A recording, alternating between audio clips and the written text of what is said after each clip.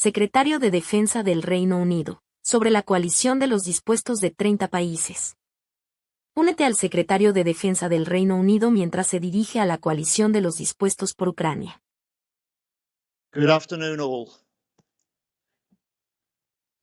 Good afternoon, and can I start by saying, alongside my good friend, Minister Sébastien Lecornu, a huge thank you to you all for being here, for attending what is the first Defence Ministers meeting of the Coalition of the Willing for Ukraine. And I want to thank the 200 military planners from 30 countries in Europe and beyond who've been hard at work in recent weeks. Together, we're stepping up as one, ready to secure Ukraine's future following any peace deal. We advance the momentum of that planning here today, planning to put Ukraine in the strongest possible position to protect its sovereignty and to deter any further Russian aggression. And while today's discussions will be private, our planning is real and substantial. Our plans are well developed, and we have clear objectives for Ukraine.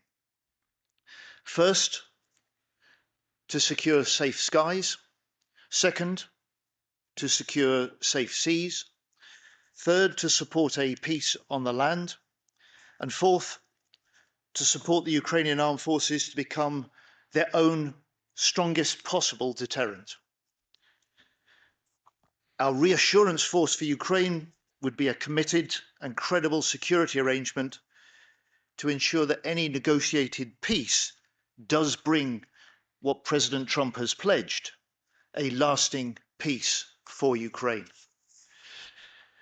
And we will hear in a moment from our UK and French Chiefs of Defence, Admiral Tony Ranakin and General Thierry Boucard, who together have led this work. They will give us an update on the military planning.